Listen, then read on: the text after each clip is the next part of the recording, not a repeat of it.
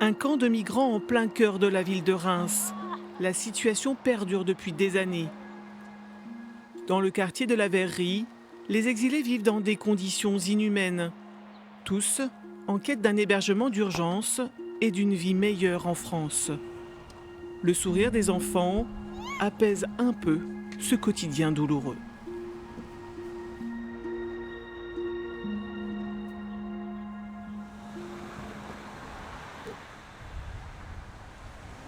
Le long de la voie verte, sous les regards des automobilistes de passage, habitent des enfants, des femmes et des hommes.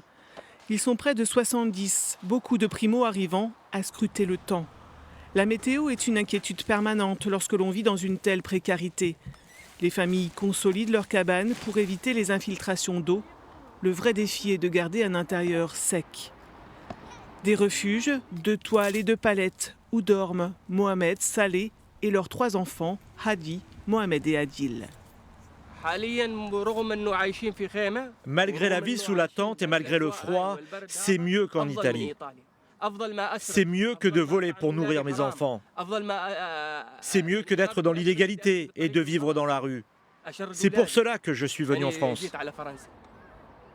Depuis le mois d'août, ils vivent donc dans une atmosphère un peu plus respirable. Les enfants jouent et se font des amis. Leurs rires et leurs cris sont les signes d'une vie qui continue. Les adultes du camp ont adopté un langage commun, celui de l'entraide, soutenu en cela par de nombreuses associations caritatives. L'armée du salut, juste en face du camp, leur permet l'accès aux sanitaires et aux douches et les accueille pour les repas du midi et du soir. Un énorme soulagement pour les exilés, une évidence pour la structure. C'est notre ADN, c'est accompagner, secourir, reconstruire. On ne peut pas laisser ces personnes sans aucune réponse. Donc c'est un choix, c'est une volonté institutionnelle. Nous qui œuvrons dans le champ de l'humanitaire, dans le champ de l'aide, du secours, on est en vrai, on est démunis, on est impuissants. Mais le plus difficile, c'est cette interminable attente. L'ennui est leur pire ennemi. Une inactivité mentale et physique qui les installe dans un état de stress permanent. Les seuls à pouvoir les faire sortir de cette torpeur, ce sont les bénévoles. Chocolat hier soir, hein, quand on s'est vu. Oh, adorable. Et toi aussi. Allez, je vais voir le bébé. Un petit bébé. Bénévole au Secours populaire, Jacques est engagé auprès des plus démunis depuis des années. Il accompagne les familles du camp au centre de vaccination ou encore à la permanence de santé. Il y a quelques jours, il a emmené la famille d'Akaki à l'Office français de protection des réfugiés et apatrides.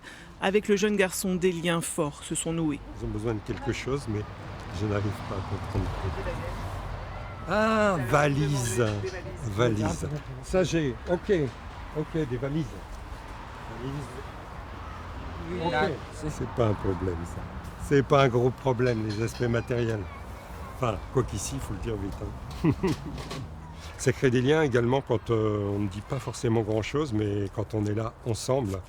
Et on témoigne de la bienveillance à leur égard et ça c'est positif, tout autant peut-être que l'aide matérielle qu'on peut apporter, même si on apporte de l'aide matérielle. Il y a de l'empathie émotionnelle, forcément, on vient là parce qu'on est touché, c'est le ressort qui nous fait venir, mais il y a aussi une empathie plus intellectuelle, j'allais dire cognitive, mais c'est un bien grand mot, mais de comprendre pourquoi ils sont là. De comprendre leur détresse. C'est pas de la compassion, se mettre à leur place et de souffrir avec eux. Non, mais comprendre pourquoi ils sont là, les regarder dans les yeux et voir cette souffrance. Ça, c'est quelque chose de fondamental. Et le fait, je crois, de venir ici de manière ostensible, c'est aussi pratiquer cette solidarité, c'est aussi dire qu'on s'inscrit comme en refus de ces conditions de vie. Il n'y a pas de biscuits. Elle va manger, Lorena. Biscuits hanno tutti sopra. Bonbon, Attends, et Lorena, elle mange ça. Hop. Il y a du lait, de l'eau pour aller chercher dans la voiture. Les enfants sont une préoccupation de tous les instants. Leur comportement évolue durant leur séjour sur le camp, de l'abattement total à l'excitation, la nervosité. Leur santé est précaire. Les scolariser est d'abord une obligation, mais c'est surtout une façon de les voir à nouveau grandir normalement. Quand on les voit s'ennuyer toute la journée, et puis ils réclament. Hein, et quand On arrive enfin à les inscrire, ils sont vraiment très très contents, tous.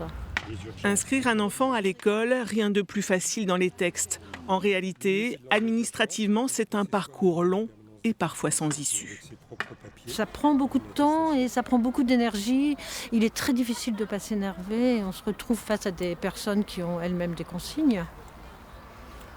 Et face à nous, les bénévoles, qui ne comprennent pas pourquoi tant d'histoires pour inscrire un enfant à l'école, d'autant plus que l'école est obligatoire. Parce qu'on dit l'école est obligatoire, en même temps on refuse de les inscrire parce qu'il va manquer un papier qu'ils ne peuvent pas avoir.